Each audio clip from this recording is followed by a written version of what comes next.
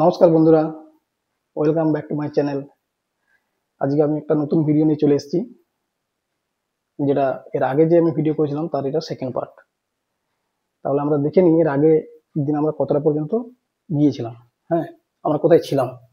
ছিলাম এখানে যে ব্রহ্ম সমান ঈশ্বর সমান জীব, জগৎ মিথ্যা মায়া। ঠিক আছে, এই ইকুয়েশনে আমরা ছিলাম। তো এতটা পর্যন্ত এগুলো আমরা মোটামুটি বোঝার চেষ্টা করেছি অল্প করে। তো সত্য এবং মিথ্যা নিয়ে আজকে আমাদের জানার কথা। সত্য এবং মিথ্যা, সত্য বলতে কি বুঝবো, মিথ্যা বলতে কি বুঝবো, সত্য মিথ্যার সাথে সম্পর্ক কিরকম। ঠিক আছে, তো চলুন আজকে আমরা দেখে নিই যে এই সত্য মিথ্যা জানার আগে একবার দেখে নিই যে অ্যাকচুয়ালি আমরা এটার ডিটেলসে জানবো ব্রহ্ম ঈশ্বর জীব। আজকে আমরা এটাই করব যে ব্রহ্ম বলতে কি তার প্রকৃত ডিটেলসে যাব। এর আগের দিন আমরা গিয়েছি যদিও। আজকে কি করব না, ব্রহ্ম ঈশ্বর এবং জীব এদের মধ্যে যে সত্যতা নিরূপণ, ভালো করে বুঝুন, এদের মধ্যে সত্যতা নিরূপণ করব, সত্যতা নিরূপণ করব, এদের মধ্যে যে রিলেশন, হ্যাঁ, এই তিনটের মধ্যে যে কি সত্য আছে সেটা খুঁজে বার করার আমরা চেষ্টা করবো, কি ধরনের সত্য আছে। ঠিক আছে, তো এটা আমরা পরে জগৎ মিথ্যা এবং মায়া এটা পরের পার্টে আমরা করব। আজকে এই ব্রহ্ম ঈশ্বর এবং জীব, ঠিক আছে, এই ব্রহ্ম ঈশ্বর এবং জীব এটা নিয়ে আমরা আলোচনা করার চেষ্টা করব। এর মধ্যে কিভাবে রিলেশন আছে, ইন্টারকানেক্টেড কি হবে, বা কি ধরনের সত্য। তো চলুন ব্রহ্মকে আমরা আগে দেখি, তিনটার মধ্যে ব্রহ্মকে আমরা আগে দেখি। হ্যাঁ, ব্রহ্ম বলতে কি? ব্রহ্ম আমি এর আগের দিনে বলেছি, এইটা হচ্ছে পুরো হচ্ছে ব্রহ্ম, মানে ব্রহ্ম হচ্ছে ইনফিনিট এবং যার কোনো আকার বা শেপ কিছুই নেই। ঠিক আছে, তো এই ব্রহ্ম এইটা জানার আগে আমরা দেখব যে ব্রহ্ম এবং ব্রহ্মাণ্ড। ঠিক আছে, ব্রহ্মাণ্ড বলতে কি বোঝে? ব্রহ্মেরই ক্ষুদ্র অংশ হচ্ছে ব্রহ্মাণ্ড। তাহলে আমরা চলুন দেখি ব্রহ্মকে এবং ব্রহ্মাণ্ডকে। ব্রহ্ম এবং ব্রহ্মাণ্ড এটাকে একটা ডায়াগ্রামের মাধ্যমে আমরা দেখার চেষ্টা করি। হ্যাঁ, এটা হচ্ছে ইনফাইনাইট স্পেস, দিস ইজ ব্রহ্ম। এই ব্রহ্মের মধ্যে স্পেস আসছে, একটা ফাইনাইট ফর্ম হয়ে গেল, এটাকে আমরা কি বলছি? ব্রহ্মাণ্ড। হ্যাঁ, এটাকে আমি এর আগের ভিডিওতে এটাকে আমি ঈশ্বর বলেছি, এবং পরে এটা আমি এক্সপ্লেন করব। তো এটাকে আপনি ধরুন ব্রহ্মাণ্ড। ঠিক আছে, ব্রহ্মাণ্ডের ভিতরেই কি আসছে, এটাকে আমি কি ধরছি? পৃথিবী। আর অনেক গ্রহ আছে, হ্যাঁ, গ্রহ আছে, নক্ষত্র আছে, পুরো এই ব্রহ্মাণ্ডের ভিতরে milky way, galaxy, star system সব আছে। আমি এখানটায় বোঝার জন্য ধরে নিচ্ছি যে এটার মধ্যে পৃথিবী। পৃথিবীতে ব্রহ্মাণ্ডের বাইরে নয়, আমাদের ব্রহ্মাণ্ডের মধ্যেই। তাহলে এটা হচ্ছে ব্রহ্মাণ্ড, এর মধ্যে হচ্ছে পৃথিবী। পৃথিবীর মধ্যে বিভিন্ন প্রাণী, উদ্ভিদ, হ্যাঁ, বিভিন্ন মাটি, জল, বায়ু, যে উপাদানগুলো, যে কম্পোনেন্টগুলো, হ্যাঁ, তার মধ্যে হচ্ছে জীব। ধরুন এই হচ্ছে জীব। ঠিক আছে, তাহলে এটা পেলাম ব্রহ্মাণ্ড। ব্রহ্ম হচ্ছে, একবার বলে দিয়ে আগে, ব্রহ্ম হচ্ছে ইনফাইনাইট স্পেস, তার মধ্যে এলো ব্রহ্মাণ্ড, ব্রহ্মাণ্ডের মধ্যে আসছে পৃথিবী, পৃথিবীর মধ্যে আসছে বিভিন্ন জীব। তাহলে এই টোটালটা কি হলো? জীব, হ্যাঁ, আর পৃথিবী, আর হচ্ছে এই পুরোটাকে নিয়ে হচ্ছে ব্রহ্মাণ্ড, পুরোটা নিয়ে তাহলে ব্রহ্মাণ্ড। হ্যাঁ, তাহলে আমরা ব্রহ্ম এবং, এবার চলুন আমরা তাহলে ব্রহ্ম এবং জীব, ব্রহ্ম এবং জীব, ব্রহ্ম সত্য, জীব ও ব্রহ্ম না অপরায়। তাহলে জীব ও ব্রহ্মের মধ্যে আমরা আগে ব্রহ্ম এবং জীবের ইকুয়েশনটা দেখি আগে, যে অ্যাকচুয়ালি জীব কি কি উপাদানের সমন্বয়ে গঠিত। জীব কি? জল, মাটি, বায়ু, অগ্নি। ঠিক আছে, অ্যাকচুয়ালি জল, মাটি, হ্যাঁ, এবং বায়ু। বায়ু বলতে এখানে কি বলবো? বায়ু বলতে অক্সিজেন। ঠিক আছে, অক্সিজেন ছাড়া বাঁচতে পারবো না। তাপের জন্য কি? হাইড্রোজেন পাবো জলের মধ্যে যেটা আছে। তাহলে আমরা জল, মাটি, বায়ু, হ্যাঁ, আকাশ এবং অগ্নি, এগুলোর মধ্যে থেকে আমরা কি করব না, ব্রহ্মকে এবারে প্রত্যেকটা এগুলোর মধ্যে থেকে আমরা অন্তত দু তিনটা জিনিস দিয়ে কম্পেয়ার করার চেষ্টা করব। ঠিক আছে, কেন না, ব্রহ্মকে তো আমি ডাইরেক্টলি বিশ্লেষণ করতে পারবো না। ব্রহ্মকে তার স্তর থেকে নামিয়ে এনে, হ্যাঁ, একবার আকাশ, জল, এইসব দিয়ে আমি কম্পেয়ার করে দেখি, তাহলে আমরা অনেকটা বুঝতে পারবো। তাহলে চলুন আমরা ব্রহ্মকে আকাশের সাথে এবং জলের সাথে তুলনা করে একবার দেখি। হ্যাঁ, তাহলে কি পেয়েছি আমরা প্রথমে? এটা হচ্ছে আমার ব্রহ্ম সমান ঈশ্বর সমান জীব, ঠিক তো? চলুন এবারে ব্রহ্মকে, ঈশ্বরকে এবং জীবকে, এই তিনটাকে আমরা কম্পেয়ার করি। প্রথমে আকাশ দেখি। আকাশ, ব্রহ্মকে আকাশের সাথে যদি তুলনা করা যায়, উপনিষদে ব্রহ্মকে আকাশের সাথে তুলনা করা হয়েছে। হ্যাঁ, একমাত্র ব্রহ্মের কাছাকাছি যদি কিছু কম্পেয়ার করা যায় আকাশ। হ্যাঁ, তো ব্রহ্মকে যদি আকাশ ধরা হয় যদি, তাহলে আমি ঈশ্বরকে ধরবো কি? মেঘ, ঠিক আছে? মেঘ। ব্রহ্ম যদি আকাশ হয়, ঈশ্বর হচ্ছে মেঘ। তাহলে জীবকে কি হিসেবে কল্পনা করবো? না, জীবকে কল্পনা করবো পৃথিবী হিসাবে, ঠিক আছে? পৃথিবী। তাহলে মেঘ, আকাশ, পৃথিবী, ঠিক তো? ঠিকঠাক কম্পারিজন। ব্রহ্মকে আকাশ হিসাবে ধরছি, ঈশ্বরকে মেঘ হিসাবে ধরছি, জীবকে পৃথিবী হিসেবে ধরছি। এরপর আমি দেখি পৃথিবীর মধ্যে কি কম্পোনেন্ট আছে। পৃথিবীর মধ্যে মূল দুটো কম্পোনেন্ট, একটা হচ্ছে মাটি, একটা হচ্ছে জল, ঠিক আছে? পৃথিবীর মধ্যে দুটো কম্পোনেন্ট হচ্ছে মাটি, একটা জল, ঠিক আছে? তো এবারে পৃথিবীতে শুধু মাটি আর জল নিয়ে নয়, বা জীবকে বেঁচে থাকার জন্য শুধুমাত্র মাটি জল হলে হবে না। জীবের বেঁচে থাকার জন্য আরেকটা কি প্রয়োজন? যেটা হচ্ছে অক্সিজেন। তো আমি অক্সিজেনটা কোথা থেকে পাবো? জলকে ভাঙা যাক, এবং জলকে যদি ভাঙা যায়, জলের মলিকুলার ফর্ম হচ্ছে H2O, ঠিক আছে? জল, জলের মধ্যে দুটো পরমাণু নিয়ে জল গঠিত হয়। জলের মধ্যে দুটো পরমাণু কি? একটা হচ্ছে হাইড্রোজেন পরমাণু, একটা হচ্ছে অক্সিজেন পরমাণু। এটা হচ্ছে কি? জলের অ্যাকচুয়ালি এটা হচ্ছে মলিকুলার ফর্ম, এটা হচ্ছে জলের গ্যাসীয় ফর্ম, ঠিক আছে? হাইড্রোজেন এবং অক্সিজেন গ্যাসীয় ফর্ম। আর হচ্ছে জল হচ্ছে H2O, হচ্ছে জলের মলিকুলার ফর্ম বললাম।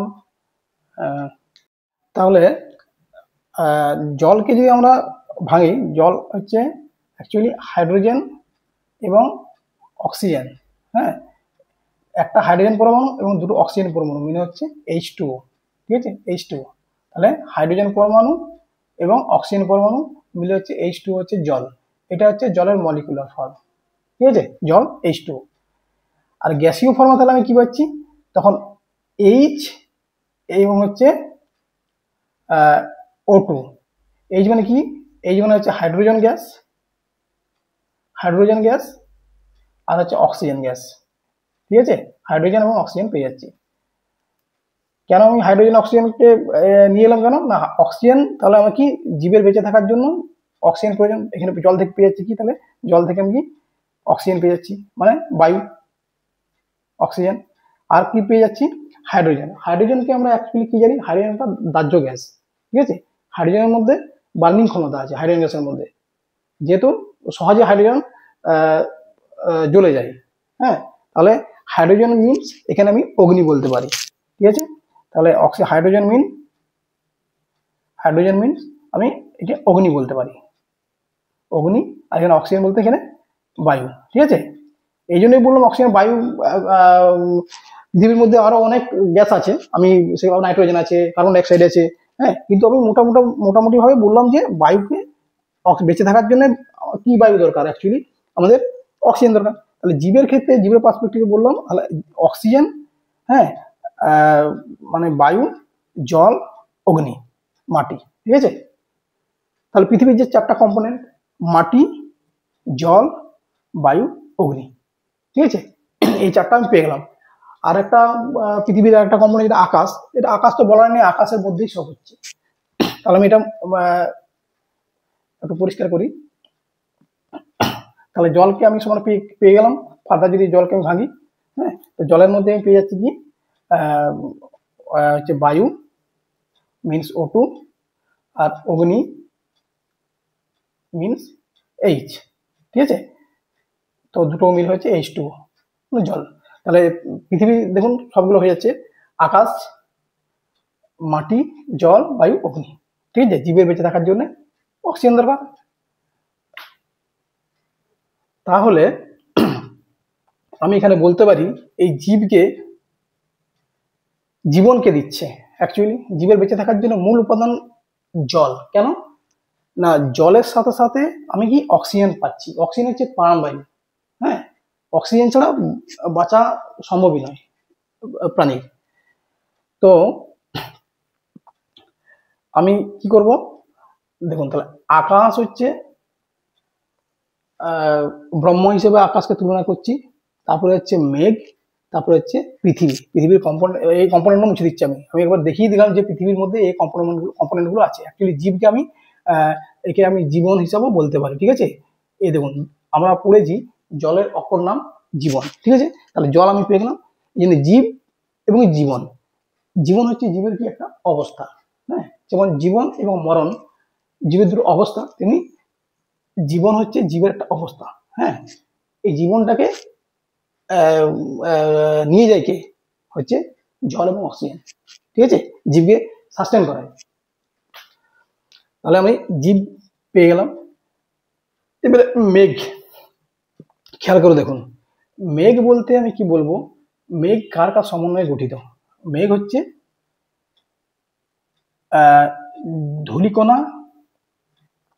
ধূলিকণা প্লাস হচ্ছে আপনার জলীয় বাষ্প। ঠিক আছে, জলীয় বাষ্প এবং ধূলিকণা সংমিশ্রণে হ্যাঁ এই মেঘ গঠিত। তাহলে ঈশ্বরকে আমি মেঘ হিসেবে তুলনা করছি। অ্যাকচুয়ালি ঈশ্বর, তাহলে মেঘের মধ্যে কি আছে খেয়াল করে দেখুন, দুটো পার্ট আছে, ধূলিকণা যুক্ত জলকণা। তাহলে জলকণা কিসের পার্ট, জলের একটা পার্ট, আর ধূলিকণা হচ্ছে কিসের পার্ট, মাটির পার্ট। ভালো করে বুঝুন, তাহলে মাটি প্লাস জল, তাহলে মাটি প্লাস জল, তার সাথে বায়ু আছে, জলীয় বাষ্পপূর্ণ বায়ু মেঘকে নিয়ে যাচ্ছে। হ্যাঁ, মাটি প্লাস জল প্লাস বায়ু, তো এই তিনটা মিলে কি হচ্ছে, মেঘ সৃষ্টি হচ্ছে। বুঝতে পারছেন? তাহলে এটা আমি মুছে দিই। এরপরে আমি একটা জিনিসে আসছি, দেখো আরেকটা আমি উদাহরণ দেওয়ার চেষ্টা করছি। পৃথিবীর মধ্যে তাহলে আমি কি পেয়েছি অ্যাকচুয়ালি, তাহলে একে আমি পৃথিবীকে জলও বলে দিতে পারি। ঠিক আছে, এই মেঘ অথবা পৃথিবী অথবা জল যেহেতু মূল উপাদান। ঠিক আছে, জলের মধ্যে কি পেয়েছি, জলের মধ্যে অক্সিজেন পেয়ে যাচ্ছি।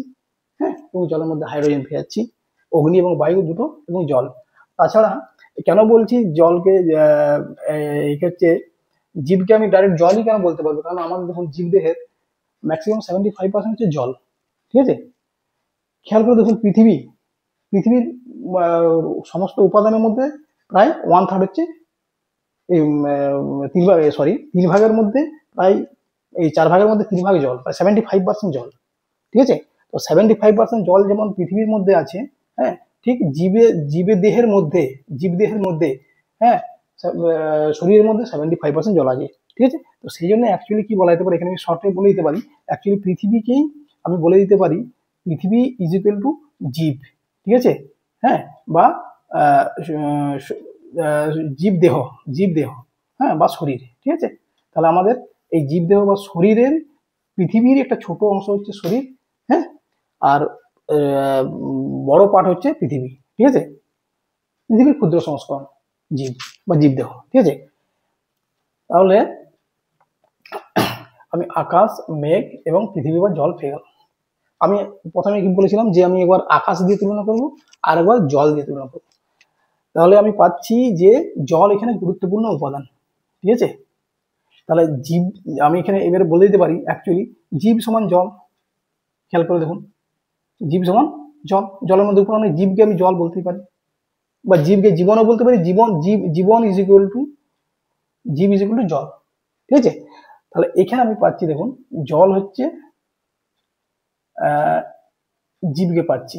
ঠিক আছে, আবার জীবকে আমি কি বলেছি, ব্রহ্মেরই, জীব ও ব্রহ্ম না অপরই। তাহলে ব্রহ্ম, তাহলে জীবকে দেখুন, জীবকে জল এবং জীবকে ব্রহ্ম বলা হচ্ছে। তাহলে আমি এক কাজ করি, তাহলে আমি একবার জলের সাথে ব্রহ্মকে তুলনা করে দেখি। ঠিক আছে, তাহলে জীব দিয়ে হলো, চলুন এবার ব্রহ্ম দিয়ে জীবকে তুলনা করে দেখি।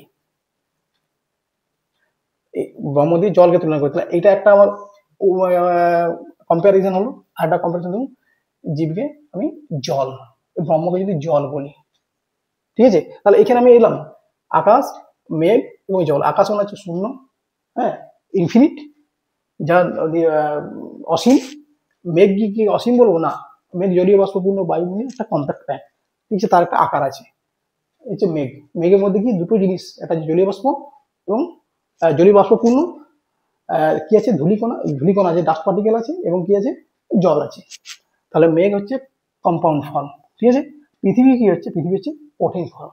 পৃথিবীর কঠিন ফর্ম হলো পৃথিবীর মধ্যে কি কি আছে, জল, মাটি, অগ্নি, বায়ু, এই সংমিশ্রণে বিভিন্ন উপাদান নিয়ে, খনিজ উপাদান নিয়েছে পৃথিবী, ঠিক আছে। তাহলে আমি শুধুমাত্র এখানের মধ্যে আমি জলকে ধরলাম, কেননা পৃথিবীর 75% জল, জল হচ্ছে মেন উপাদান। তাহলে এই যেটা মেন উপাদান, মূল উপাদান, হ্যাঁ, এবং জীবের ক্ষেত্রে যেটা প্রয়োজনীয়, জল ছাড়া সম্ভব অসম্ভব বেঁচে থাকা। জল এবং অক্সিজেন তো জলের আমি তো পেলামই, হ্যাঁ। তো এই জল যে মূল উপাদান, সেই মূল উপাদানকে আমি এবার ব্রহ্মের সাথে তুলনা করি। ব্রহ্ম যেগুলো জল, ঠিক আছে।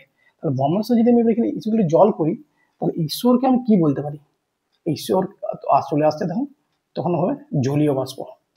এই তিনটাকে এই তিনটাকে আপনি কল্পনা করুন, বা কি বলবো, এটাকে আমি অ্যাজাম্পশন ধরুন, হ্যাঁ। এটা কংক্রিট যে ইয়ে তা নয়। এটা কেন আমি বলছি, এটা বুঝতে সুবিধা হবে ব্রহ্মকে বোঝার জন্য, হ্যাঁ। ব্রহ্মকে আকাশের স্তরে নামিয়ে জলের স্তরে নামিয়ে আমি বুঝতে সুবিধা হবে, এই কারণে, অন্য কোনো কারণ নেই। তাহলে জল, জলীয় বাষ্প, তাহলে ব্রহ্মকে এবার যদি আমি জল ধরি, ঈশ্বরকে জলীয় বাষ্প, জীবকে আমি কি ধরবো এখানে, বরফ ধরবো। কেন ধরবো বরফ? দেখুন, জল কি হচ্ছে, ব্রহ্ম। জলীয় বাষ্প কি হচ্ছে, ঈশ্বর। জীব হচ্ছে বরফ। এখানে দেখো, আকাশ যেমন, আকাশের যেমন কোনো আকার নেই, আকাশের কোনো গুণ আছে, গুণ নেই। যেটা ব্রহ্মের কোনো আকার নেই, ব্রহ্মের কোনো গুণ নেই। ঠিক খেয়াল করে দেখুন, জলেরও কোনো শেপ আছে, জলের কোনো আকার নেই। জল নিরাকারী। জলকে যে পাত্রে আপনি রাখবেন, সেই পাত্রেই জল থেকে যাবে, সেই পাত্রের আকার ধারণ করবে। আচ্ছা, জল হচ্ছে কি হলো, জল নিরাকার হয়ে গেল, নিরাকার। আচ্ছা, জলের কোনো গুণ, ব্যক্তিগত কোনো জলের কোনো গুণ আছে? পিওর ওয়াটারের কোনো গুণ আছে? নেই। জলের সাথে আপনি, জল কি সলভেন্টের কাজ করে, জলের সাথে আপনি চিনি মিশিয়ে দিন, জলের সাথে জল মিক্সচারের কাজ করে যাবে। কিন্তু পিওর যে ওয়াটার, সেই পিওর ওয়াটারের কোনো গুণ নেই, ঠিক আছে। তাহলে এখানে কি বলুন, জলের কোনো না আছে শেপ, না আছে কোনো অ্যাট্রিবিউট। পিওর জলের না কোনো কালার, না কোনো জলের পার্টিকুলার কোনো টেস্ট আছে কি? জলের কোনো পার্টিকুলার জলের কোনো টেস্ট নেই। জলের সাথে আপনি চিনি মিশান, মিষ্টি লাগবে, ঠিক আছে। জলের সাথে নুন মিশিয়ে দেন, জল নুনটা হয়ে যাবে। কিন্তু কিসের জন্য হচ্ছে? জলের জন্য হচ্ছে না, যে কম্পাউন্ড মেশাচ্ছি সেটার জন্য হচ্ছে, সেটার জন্য হচ্ছে। তাহলে জল হচ্ছে নিরাকার, হ্যাঁ, জল নিরাকার, এবং হচ্ছে জল, জলের ব্যক্তিগত কোনো ব্যক্তি বলবো না, জলের কোনো পিওর যে জল, হ্যাঁ, তার কোনো গুণ নেই। তাহলে জল নিরাকার এবং নির্গুণ। আকাশ দেখুন, নিরাকার এবং নির্গুণ। ব্রহ্ম তো পেয়েছি, তাহলে এই গুণগুলোকে ক্যারি করছে, ঠিক আছে। তাহলে আমি পেয়ে গেলাম এটা নিরাকার, নির্গুণ। জলীয় বাষ্প, জলীয় বাষ্প কি? জলীয় বাষ্প হচ্ছে, আপনার খেয়াল করে দেখুন, মেঘ কি করছে, জলীয় বাষ্প এবং ধূলিকণাকে নিয়ে মেঘ তৈরি হচ্ছে, ঠিক আছে। তাহলে আমি এখানে মেঘ হচ্ছে কম্পাউন্ড, কিন্তু এখানে জলের পার্সপেক্টিভ যদি আমি দেখি, জলীয় বাষ্প, জলীয় বাষ্প কি, জলীয় বাষ্প কি ফর্ম নয়? দেখুন, খেয়াল করুন, জলীয় বাষ্প হচ্ছে গ্যাসীয় ফর্ম জলের, হ্যাঁ। এটা হচ্ছে নিরাকার, আকার নেই, এটা বলা যাবে। মেঘের কোনো আকার নেই কি? আকার আছে। জলীয় বাষ্প কোনো আকার নেই? জলীয় বাষ্প আকার আছে, আকার আছে, একটা শেপ ধারণ করে না, শূন্য তো নয়, জলকণা, হ্যাঁ। তো এখানে জলীয় বাষ্প কি, একই বাষ্পীয় ফর্মে আছে, ঠিক আছে, বাষ্পীয় ফর্মে আছে, বাষ্পীয় অবস্থা আর কি, হ্যাঁ, বাষ্পীয় অবস্থাতে আছে, ফর্ম আছে। তাহলে জল জলীয় বাষ্প। আর বরফ হচ্ছে কি, কঠিন অবস্থা। খেয়াল করে দেখুন, জল হচ্ছে কঠিন অবস্থা, এই জন্য তরল। এখানে জল হচ্ছে তরল। তরল কি আপনি কি করবেন, তরল অবস্থা, এখানে অবস্থা যদি জল হচ্ছে তরল, তরলের কি নিরাকার মানে কি? তরলের কোনো ব্যক্তিগত আকার নেই, বা জল যে নিজের কোনো ফর্ম তৈরি করছে তা নয়। যেটা পিওর জল, সে তরল অবস্থায়, তরল অবস্থায় মানে কি, সে নিজস্ব কোনো আকার নেই। সে যদি সমুদ্র থাকে, সমুদ্রের যত বড় আকার, সেই অনুযায়ী একটা পাত্রে রাখুন, একটা বাটিতে রাখুন, এক বাটি জল হয়ে যাবে, গ্লাসে রাখুন, এক গ্লাস জল হয়ে যাবে। কিন্তু জল কি কোনো আলাদা করে নিজস্ব শেপ নিচ্ছে? পাত্র অনুযায়ী সে শেপটা নিচ্ছে, ঠিক আছে। তাহলে জল এখানে যদি অবস্থাও দেখি, জল তরল অবস্থা, তাও সে নিরাকার, নির্গুণ। জলীয় বাষ্প বাষ্পীয় অবস্থা, ঠিক আছে। আহ, আর হচ্ছে বরফ হচ্ছে কঠিন অবস্থা। কঠিন অবস্থা, কঠিন মানে কি একটা শেপ নিয়ে নিয়েছে। এখানে হচ্ছে জল, এখানে তরল, এখানে জল হচ্ছে বাষ্পীয় অবস্থা, কঠিন জল এখানে শেপ আছে, একটা শেপ নিয়ে নিয়েছে, ঠিক আছে। বরফ কঠিন অবস্থা। তাহলে আপনি বলুন যে এখানে ব্রহ্ম, আকাশ, জল, তাহলে জল যদি এখানে সত্যি হয়, জলীয় বাষ্প কি জলের একটা অবস্থা, বাষ্পীয় অবস্থা, জলীয় বাষ্প সত্য। আচ্ছা, জলীয় বাষ্প যদি সত্য হয়, বরফ কি সত্য নয়? বরফের মধ্যে কি জল নেই? বরফের মধ্যে জল আছে। তাহলে জল যদি সত্য হয়, জলীয় বাষ্প সত্য, বরফও সত্য, ঠিক আছে। এইটা একটা পর্যন্ত গেছি আমরা, এইখান থেকে আমি জলকে টেনেছি, ঠিক আছে, জল থেকে। তাহলে এই একটা পর্যন্ত সমাধান করেছি, তারপরে এখানে এলাম কঠিন, তরল এবং বেশি অবস্থা। তাহলে এই দেখুন, এই যে আকাশ, জল, এগুলো হচ্ছে অ্যাকচুয়ালি কি ফর্মলেস। ফর্মলেস মানে ফর্ম নেই না তা নয়, ব্যক্তিগত কোনো যে পাত্রে রাখবে সে, আকাশে তো নিজস্ব কোনো ফর্ম নেই, ঠিক আছে, শূন্য। জলের ক্ষেত্রে সেটা কি হচ্ছে, সেটাকে হচ্ছে জলের নিজস্ব কোনো ফর্ম নেই, সে যে পাত্রে রাখবে তার অনুযায়ী আকার ধারণ করে নেবে, মানে সব আকারই। নিরাকার মানে কি? নিরাকার মানে এমন নয় যে তার কোনো আকারই নেই, হ্যাঁ দুটোই হতে পারে। আকাশের কোনো আকারই নেই, এটা হতে পারে। আবার নিরাকার মানে কি, সব আকার তার মধ্যে আছে, যেমন শেপে ঢালা হবে সেরকমই শেপ হয়ে যাবে, সেটাও নিরাকার। নিরাকার মানে কি সমস্ত আকার, একটা আরেকটা হচ্ছে কোনো আকারই নেই, এই দুটোই কাজ করছে। আকাশ মানে হচ্ছে একদম শূন্য, কোনো আকারই নেই। জল হচ্ছে সমস্ত আকারই জলের মধ্যে, যেরকম আকার যে পাত্রে ঢালবে সে পাত্রে তরল জল হয়ে যাবে। তাহলে এখানে নিরাকার নির্গুণ যেহেতু, তাহলে যে ফর্মলেস এখানে বলা যেতে পারে, ঠিক আছে। জলের বাষ্পীয় অবস্থা কি হচ্ছে, এই জল এবং জলীয় বাষ্প এবং ধূলিকণা মেঘে মিলে কি হচ্ছে, মেঘ হয়ে যাচ্ছে। আচ্ছা বলুন, মেঘ, মেঘের কোনো ফর্ম নেই? মেঘ, মেঘ হচ্ছে ফর্ম আছে, অবশ্যই ফর্ম আছে, ফর্ম আছে। পৃথিবী বরফ এবং কঠিন, পৃথিবী বরফেরও কঠিন অবস্থা। পৃথিবী কোনো শেপ নাই, পৃথিবীর শেপ আছে, নিশ্চয়ই শেপ আছে পৃথিবী, ঠিক তো। তাহলে দেখুন আমরা কি পেলাম, আকাশ সত্য, মেঘ সত্য, পৃথিবীও সত্য, ব্রহ্ম, ব্রহ্ম ব্রহ্ম সত্য, ঈশ্বরও সত্য, জীব সত্য। তাহলে জল যদি সত্য হয়, জলীয় বাষ্প সত্য, বরফ সত্য, কারণ এখানের মধ্যে মূল কম্পোনেন্ট যেটা জল, তিনটার মধ্যেই আছে, ঠিক আছে। আকাশ, আকাশ যদি সত্যি হয়, আকাশে মেঘ কি আকাশের কোলেই আছে, শূন্য থেকেই কি মেঘের সৃষ্টি হচ্ছে, মেঘ আকাশেই সৃষ্টি হচ্ছে, আকাশে রিজলভ হয়ে যাচ্ছে, তাই তো। যেটা জলীয় বাষ্পপূর্ণ মেঘ সেটা বৃষ্টি হয়ে নিচে নামছে, আর যেটা জলীয় বাষ্পপূর্ণ মেঘ নয় সে কি আকাশে সৃষ্টি হচ্ছে, শরতের মেঘ আকাশে সৃষ্টি হচ্ছে, আবার কিছু আকাশেই সে রিজলভ হয়ে যাচ্ছে। তাহলে কি এই ফর্মটা কার উপর হচ্ছে, আকাশের উপর। তাহলে এটাও সত্য। পৃথিবী ফর্মও সত্য, মাটি এবং জল মিলে যে পৃথিবীর শেপ, তাহলে কি জীব দেহ কেন সত্য, কারণ এখানে ব্রহ্ম এবং জীবের মধ্যে কি পেয়েছি আমরা, জীব এবং ব্রহ্ম না অপর, জীব এবং ব্রহ্মের মধ্যে কোনো আলাদা ভেদ নেই, ঠিক আছে। তাহলে আমরা এখানে আমরা তিনটাই সত্য পেলাম, তিন প্রকারে তিনটা অবস্থায় সত্য পেলাম। দেখুন এবারে অবস্থা যদি দেখুন, তিনটা অবস্থায়, এটা হচ্ছে তরল অবস্থা, তরল অবস্থাও সত্য। জলীয় অবস্থা, জলীয় বাষ্প, এটা গ্যাসীয় অবস্থা, গ্যাসীয় অবস্থা কি নেই, গ্যাসীয় অবস্থাও সত্য। কঠিন অবস্থা, কঠিন অবস্থা কি নেই, কঠিন অবস্থাও সত্য।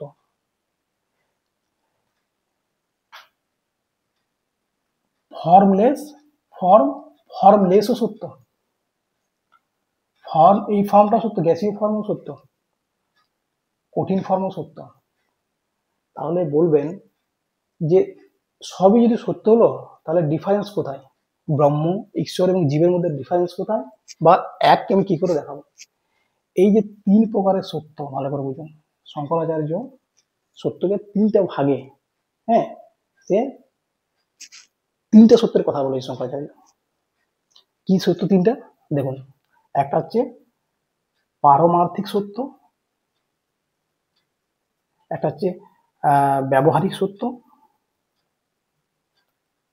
একটা হচ্ছে প্রাতিভাষিক সত্য। প্রাতিভাষিক সত্য, ঠিক আছে। এই যে ব্রহ্মকে কি বলা হয়েছে, আমরা কি পেলাম, এই ব্রহ্মের যে গুণগুলো পাচ্ছি আমি এখানে, নিরাকার, নির্গুণ, ফর্মলেস, ঠিক আছে। ব্রহ্ম এই ফর্মলেসই হচ্ছে পারমার্থিক সত্য। পারমার্থিক সত্য এখানে হচ্ছে ঈশ্বর, ব্রহ্ম, এখানে ব্রহ্ম পারমার্থিক সত্য, ঈশ্বর উইথ ফর্ম ব্যবহারিক সত্য। আর পৃথিবী বা পৃথিবী হচ্ছে ফর্ম। পৃথিবী বলতে কি, এখানে জীব দেহ এবং পৃথিবী একই ভাবে বলে, পৃথিবী বড় ফর্ম, জীব দেহ ছোট ফর্ম। জীবের কথা বলা মানে পৃথিবীর কথা বলো উইথ ফর্ম, বরফ জলের দিক থেকে দেখলে উইথ ফর্ম, এটা হচ্ছে উইথ ফর্ম, হচ্ছে প্রাতিভাষিক। এই তিনটা কথার মধ্যে আমার বুঝতে হবে পারমার্থিক, ব্যবহারিক, প্রাতিভাষিক কি। এই তিনটা সত্য কথা শঙ্করাচার্য কি বলতে চাইছে। পারমার্থিক মানে কি, সে আদি, অনাদি এবং অনন্ত, সে আগেও যা ছিল এখনো তা আছে, পরবর্তীকালে তাদের স্থির।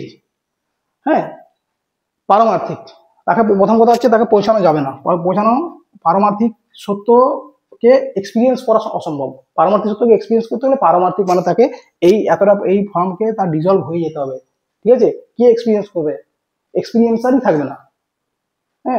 তাহলে কি ব্রহ্মতে পৌঁছাতে গেলে আমার কি হবে, স্বয়ং ব্রহ্ম হয়ে যেতে হবে।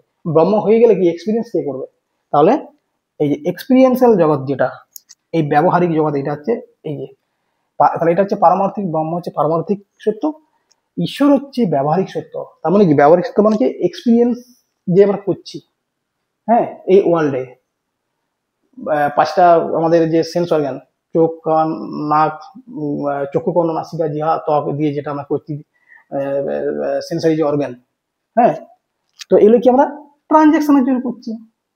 আমরা কোনো কিছু খাচ্ছি, টেস্ট নিচ্ছি, দেখছি, শুনছি সেন্স অর্গান দিয়ে, এটা কি ব্যবহারিক সত্যের মধ্যে পড়ছে, ঠিক আছে।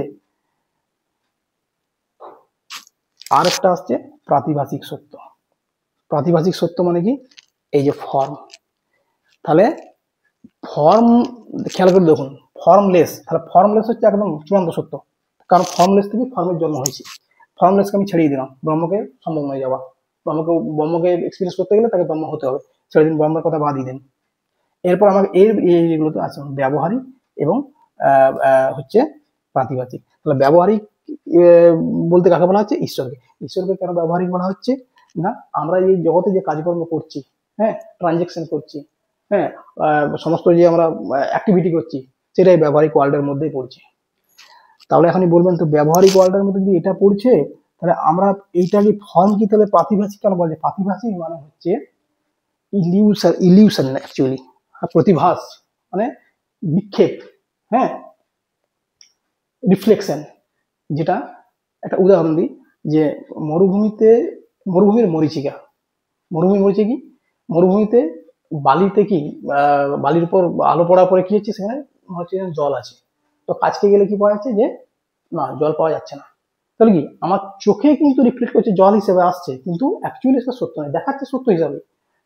আপনারা অনেকেই এক্সপিরিয়েন্স করেছেন, যেমন গ্রীষ্মের সময় রোডের উপরে, পিচ রোডের উপরে মনে হবে যেন দূর থেকে যেন জল ঢেলে দিয়েছে, জল ঢালা আছে, সামনে যাবেন দেখবেন না, জল নেই, শুকনো। এইটা হচ্ছে কি প্রতিভাস, অ্যাকচুয়ালি এটা কি মায়া বলা হচ্ছে, মায়া। মানে কি বলবো, এই প্রাতিভাষিক জগৎটা হচ্ছে অ্যাকচুয়ালি মায়িক জগৎ। তো তাহলে মায়িক কোনটা বা প্রাতিভাষিক সত্য কোনটা না, এই যে ফর্ম হচ্ছে প্রাতিভাষিক সত্য, ঠিক আছে। ফর্ম প্রাতিভাষিক সত্য কিরকম, যেমন বরফ প্রাতিভাষিক সত্য, যতক্ষণ বরফ হয়ে আছে, বরফ যখন কি বরফ গলে জল হয়ে গেল, কি তার যে যতক্ষণ সে সত্য ইয়ে হিসেবে ছিল, বরফ ফর্মে ছিল, ততক্ষণ তো সত্য ছিল। যখন জল বরফ বলে জল হয়ে গেলো, তার কি মিথ্যা হয়ে গেল। এক্স্যাক্টলি আমাদের শরীরের ক্ষেত্রেও তাই। আমরা সমস্ত কিছু যা এই যে জগতে যা কিছু ফর্ম দেখছি না, এই ফর্ম হচ্ছে প্রতিভাস। দেখতে পাচ্ছি ফর্ম, কিন্তু এ স্থায়ী নয়, ক্ষণস্থায়ী। ঠিক আছে, আবার ডিজলভ হয়ে যাবে, আবার ফর্মে আসবে। ফর্ম টু ফর্মলেস, এখানে ফর্ম টু ফর্মলেস মানে এখানে এই ফর্মলেসে চলে যাচ্ছে না, কোন ফর্মে যাচ্ছে, এই এই একটা অবস্থা থেকে আরেকটা অবস্থা, কি কঠিন অবস্থা থেকে কি চলে যাচ্ছে, গ্যাসীয় অবস্থা চলে যাচ্ছে। ঠিক আছে, কঠিন অবস্থা থেকে গ্যাসীয় অবস্থা, এটা আমি পরে বলবো। হ্যাঁ, যে গ্যাসীয় অবস্থা থেকে কঠিন অবস্থা কি, এটাই আমাদের অ্যাকচুয়ালি জন্ম মৃত্যু বা বিভিন্ন ব্যাপারগুলো পরবর্তীকালে আসবে। তাহলে আপনারা, এটা ভিডিওটা খুব বড় হয়ে যাচ্ছে। তো প্রাতিভাষিক সত্য মানে অ্যাকচুয়ালি ইলিউসারি যে ট্রুথ আছে, আবার নেই, যতক্ষণ ওটা ক্ষণস্থায়ী, সেটা হচ্ছে প্রতিভাস। ঠিক আছে, এই প্রাতিভাষিক ওয়ার্ল্ডে যে আমরা যেটা করছি, যে ব্যবহার করছি, হ্যাঁ, এই যে ব্যবহারিক ওয়ার্ল্ড বলতে কি, এটা হচ্ছে অ্যাকচুয়ালি থট ওয়ার্ল্ড, আমাদের মেন্টাল ওয়ার্ল্ড। ঠিক আছে, তো এটা হচ্ছে ব্যবহারিক জগতের। এটা নিয়ে আমি আরো ডিটেলসে এর পরের দিনে আমি আলোচনা করব।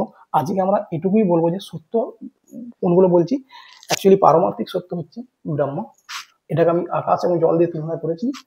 ব্যবহারিক সত্য হচ্ছে ঈশ্বর, এটাকে আমরা মেঘ এবং জলীয় বাষ্প দিয়ে তুলনা করেছি। এবং প্রাতিভাষিক সত্য হচ্ছে পৃথিবী এবং বিভিন্ন ফর্ম, কংক্রিট ফর্ম। ঠিক আছে, তো এখন জীব কি একবার শর্টে আর একটু বলে দিই। এখন জীবের যে সমস্যা হচ্ছে, জীব কোন জায়গাতে আছে, আমরা জীব না, এই জীব দেহ, জীব দুটোতে আছে। জীব হচ্ছে জীব হচ্ছে আপনার ব্যবহারিক, ব্যবহারিক প্লাস প্রাতিভাষিক, প্রাতিভাষিক। ঠিক আছে, কিরকম, হ্যাঁ, ব্যবহারিক মানে কি হচ্ছে, আমি কি বললাম, ব্যবহারিক মানে হচ্ছে যে গ্যাসীয় অবস্থা, যেটা হচ্ছে আমাদের মন, মানসিক অবস্থা, মন যদি বলা যায়, ভালো করে বুঝুন, মন। আর এটা হচ্ছে প্রাতিভাষিক হচ্ছে শরীর, মানে হচ্ছে ফর্ম। ঠিক আছে, এটা নিয়ে আমি পরের দিন আসবো, মন এবং শরীর, এই দুটোর মধ্যে, এই দুটোকে মিলিয়ে হচ্ছে জীব। ঠিক আছে, তাহলে জীব এবং ঈশ্বরের মধ্যে আহ, সম্পর্ক কোথায় আসছে, ঈশ্বর ঠিক এক্সাক্ট এই জিনিসটাই। ঈশ্বরও এখানে জীবের মেন্টাল মেন্টাল ফর্ম। যেমন পৃথিবী হচ্ছে জীবের, কি বললাম, জীব দেহ হচ্ছে পৃথিবীর দৈহিক ফর্ম, মানে দৈহিক ফর্ম, হ্যাঁ, ফিজিক্যাল পার্টটা। আর মেন্টাল পার্টটা কি হচ্ছে, মেন্টাল পার্টটা হচ্ছে ঈশ্বর। ঠিক আছে, তাহলে এই জীব কি হয়েছে, জীব যখন দেহ নিয়ে নিচ্ছে না, তাহলে জীবের মধ্যে কি ব্যবহারিক মানে মনও আসছে এবং শরীর আসছে। খেয়াল করে দেখুন, মন এবং শরীর দুটো নিয়ে হচ্ছে আমাদের দেহ, জীব দেহ গঠন, মানসিক দিকটা তো আছেই। তাহলে এই ব্যবহারিক ওয়ার্ল্ড যেটা বলছি, এই ব্যবহারিক সত্যটা বলছি, এই যে মিডিল, এই মিডিল ভালো করে বুঝুন, এই মাঝে, এই ব্যবহারিক সত্য, এই মিডিল ওয়ার্ল্ডটা হচ্ছে, এটা হচ্ছে থট ওয়ার্ল্ড, এটা হচ্ছে মন। এই মন নিয়ে আমি পরে কথা বলবো, মন ঈশ্বর, ভালো করে বুঝুন, ঈশ্বরই ব্রহ্মাণ্ড। ঠিক আছে, জীব কি করছে, জীব মন রূপে ঈশ্বর, আবার দেহ রূপে পৃথিবী। হ্যাঁ, এভাবে আমাদের বডি ফরমেশন হয়ে আছে। তো বন্ধুরা, এই ভিডিওটা অনেকটাই বড় হয়ে গেল, তো চেষ্টা করবো পরের দিনে আমি এটাকে আলোচনা করার। এরপর দিনে আলোচনা করব, করার বলতে এটা নিয়ে একটু আলোচনা করবো যে আসলে মিথ্যা কোনটা, মিথ্যা সমান এটা নিয়ে আমি পরের দিন আলোচনা করব যে জগৎ সমান মিথ্যা সমান মায়া। ঠিক আছে, এই মায়ার পাঠে তখন মন এবং এটা আসবে। হ্যাঁ, ধীরে ধীরে আলোচনা করব আমি আস্তে আস্তে করে। তাহলে আজকে যেটা আমি করেছিলাম, এই বললাম যে এটা আমি কি প্রথমে যেটা লিখেছিলাম, ব্রহ্ম সমান সত্য, ব্রহ্ম সমান হচ্ছে ঈশ্বর সমান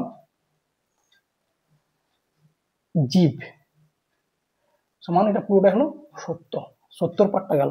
ঠিক আছে, এটাকে আমি আজকে মোটামুটি কমপ্লিট করলাম, যে তিনটা সত্য দিয়ে, একটা হচ্ছে পারমার্থিক, ব্যবহারিক এবং প্রাতিভাষিক, এই তিনটা সত্যই এক্সিস্ট করে, করে না তা নয়। ঠিক আছে, এই ব্যবহারিক ওয়ার্ল্ডে এই হচ্ছে ইলিউসারি, হচ্ছে ড্রিম ওয়ার্ল্ডে অ্যাকচুয়ালি। ঠিক আছে, এটা হচ্ছে ড্রিম ওয়ার্ল্ড, এটা হচ্ছে ট্রানজিশনাল ওয়ার্ল্ড, অ্যাকচুয়ালি আমরা যে ওয়ার্ল্ডে আছি। আর ব্রহ্ম হচ্ছে পারমার্থিক ওয়ার্ল্ড, হ্যাঁ, বিয়ন্ড এক্সপিরিয়েন্স। তাহলে এটা নিয়ে আমরা মোটামুটি এটা হয়ে গেছে। তো জগৎ, মিথ্যা এবং মায়া, এটা নিয়ে আমরা পরের দিনে আলোচনা করব। যদি এই ভিডিওটা আপনাদের ভালো লাগে, আপনারা বা কিছু যদি জানার থাকে একটু কমেন্ট করবেন। যদি কোনো আমার তরফ থেকে আমি কিছু বলতে পারি সাহায্য করার, আমি চেষ্টা করবো, ঠিক আছে। আর এর পরের দিন আমি এর নেক্সট ভিডিও নিয়ে আসবো জগৎ, মিথ্যা এবং মায়া। তাহলে আমি সত্যটাকে নিরূপণ করলাম, ব্রহ্ম, ঈশ্বর, জীব। তাহলে ব্রহ্ম, ব্রহ্ম, ব্রহ্ম, ঈশ্বর এবং জীব, এরা হচ্ছে তিনটাই সত্য: ব্যবহারিক, পারমার্থিক এবং প্রাতিভাসিক সত্য। সত্যকে আমি বললাম, এরপরে মিথ্যা, এটা মিথ্যাটাকে আমি বিশ্লেষণ করার চেষ্টা করবো। মিথ্যা কি, জগৎ, জগৎ, মায়া এবং মিথ্যা দিয়ে পরবর্তী ভিডিওতে আলোচনা করার চেষ্টা করবো। ধন্যবাদ বন্ধুরা, পরের ভিডিও দেখা হচ্ছে।